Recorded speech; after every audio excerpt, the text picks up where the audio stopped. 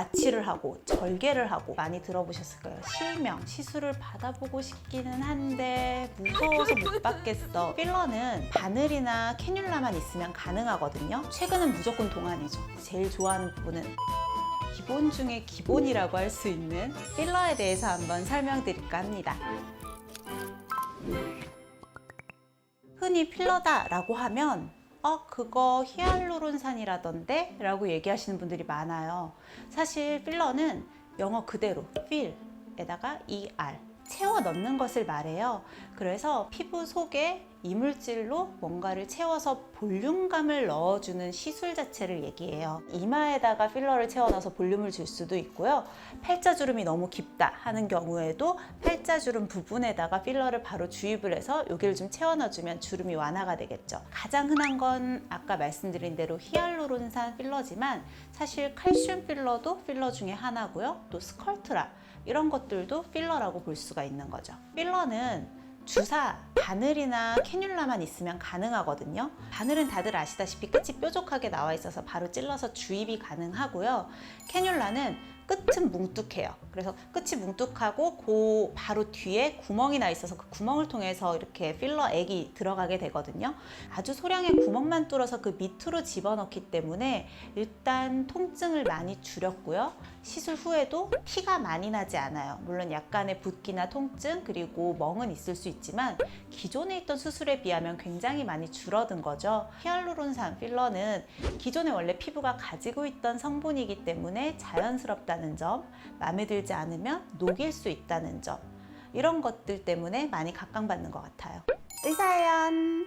필러는 기본적으로 볼륨이 꺼진 곳을 채워주는 것이기 때문에 얼굴이 좀 작거나 내지는 얼굴에 살이 많이 없으신 분들이 받으셨을 때 좀 드라마틱한 효과가 있어요. 그런데 얼굴에 전반적인 비율을 고려하지 않고 무조건 볼륨만 채워넣으면 얼굴이 커 보일 수도 있어요. 얼굴이 작으신 분들이 얼굴형이 동그랗지 않고 여기가 꺼져서 채워넣는다라고 하면 얼굴형을 전반적으로 계란 모양으로 만들 수 있기 때문에 도움이 돼요. 그런데 광대가 이만큼 골격이 좀 있으신 분이 여기가 꺼졌다고 채워넣어 버리면 전반적으로 얼굴이 마른 목골이 되겠죠. 얼굴이 크신 분들은 옆으로 채워넣지 말고 앞쪽으로 채워넣게 되면 중심이 앞쪽으로 몰리게 돼요. 시선도 앞쪽으로 더 분산이 되면서 오히려 얼굴이 더 작아 보이는 효과를 받으실 수가 있어요. 그런데 얼굴이 너무 긴 분들은 앞쪽으로만 넣으면 안 되겠죠. 옆쪽을 좀 적당히 채워줌으로써 시선을 옆으로 분산시켜서 얼굴이 짧아 보이게 할 수 있거든요. 그러면 최근에 유행한 스타일은 어떤 스타일이에요? 최근은 무조건 동안이죠. 그러니까 옛날 같은 경우에는 무조건 눈이 커야 되고 밑에 애교살을 크게 넣어야 되고 뭐 이런 식으로 좀 과하게 있었다고 하면 딱 한 군데만 넣어가지고 부각을 시키기보다는 전반적으로 좀 동안의 얼굴을 찾으시는 분들이 많으세요. 얼굴이 그래서 좀 짧아 보일 수 있는 비율을 찾으시는 분들이 많죠. 필러를 그래도 비교적 안전하게 그리고 좀 예쁘게 할 수 있는 부분들을 좀 추천을 해드릴게요. 꺼져 있는 옆볼 쪽 넣는 것도 도움이 될 수가 있고요. 그리고 저는 사실 제일 좋아하는 부분은 앞광대 부분이에요. 동양인들이 전반적으로 좀 넙대대한 얼굴형, 그러니까 볼륨감이 적은 얼굴형을 가지고 있는 경우가 많은데 이때 앞광대의 볼륨만 좀 살려줘도 훨씬 동안으로 보이고 얼굴도 작아 보일 수 있거든요. 특히 여성분들 팔자주름 고민이 많으시죠.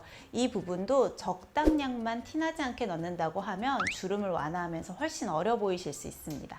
의사연! 히알루론산 필러는 녹일 수가 있는 필러다 보니까 아랫부분까지 너무 많이 맞은 것 같아. 이 부분만 좀 녹여내면 안 될까? 이 부분만 조금 없애면 안 될까? 라면서 병원에 찾아오시는 분들이 계세요. 히알루론산을 녹이는 히알라제라고 하는 약품 자체가 굉장히 점도가 낮다 보니까 얘네들이 잘 퍼져요. 그러니까 예를 들면 이마 전체에다가 필러를 맞은 후에 이 부분에 볼륨감을 좀 줄이는 거는 가능해요. 그런데 애교살 필러를 맞은 후에 요 밑에 요 부분만 조금 녹이고 싶어요. 이런 건 좀 어려워요. 그 부분만 소량 주사를 해도 결국은 약이 좀 퍼지면서 그 근처까지 같이 녹일 수가 있거든요. 그래서 필러를 맞고 나서 모양이 마음에 안 들면 차라리 전체를 다 녹이고 시간이 좀 지난 후에 새로 시술을 받으시는 게 더 좋습니다. 빵빵하게 채웠는데 그걸 녹이면 피부가 오히려 처지는 거 아니에요? 사실 살이 쪘다가 빠지면 탄력이 떨어지긴 하죠. 근데 그 부피감의 차이가 상당히 많이 나야지 그런 탄력을 잃게 되거든요. 얼굴에 한정 지어서 얘기했을 때는 한 10cc? 많이 넣으면 15cc 정도? 그 정도 가지고 피부 탄력을 이루는 만큼 피부가 막 늘어나지는 않아요. 이전 얼굴로 돌아가는 건데 몇 달 동안 빵빵했던 내 얼굴을 기억하고 옛날보다 더 처졌어요 라면서 컴플레인을 하시는 분들이 계시긴 한데 의사 입장에서는 조금 난감하죠. 필러의 부작용 중에 가장 무서워하시는 게 많이 들어보셨을 거예요. 실명이라는 얘기를 많이 하는데 이때 가장 위험성이 큰 부분이 미간 쪽부터 시작해서 이 콧대에 있는 이 부분이에요. 그래서 이 부분에 필러를 넣을 때는 안정성이 굉장히 중요하고요. 코끝 같은 경우도 혈관이 많지가 않아요. 그래서 잘못해서 혈관에 주입을 하면 코끝에 괴사가 오실 수 있어요. 그래서 코 관련돼 있는 이 얼굴 중앙 부분을 할 때에는 굉장히 안전하게 시술하는 병원을 찾아가서 받으셔야 해요. 그리고 시술을 받을 때 사실 그 생각을 꼭 하셔야 돼요. 유행하는 얼굴형이나 계속 예뻐 보이는 얼굴형, 미의 기준은 계속 변해요.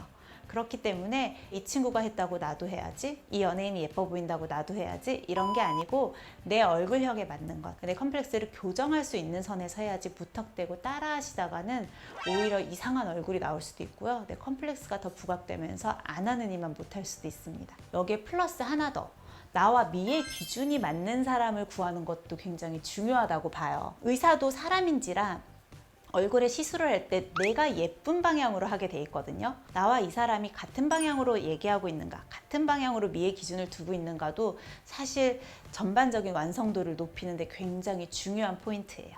오늘 의사회원 여기까지고요. 내용 마음에 드셨다면 좋아요와 구독, 알림 버튼까지 꼭 눌러주세요.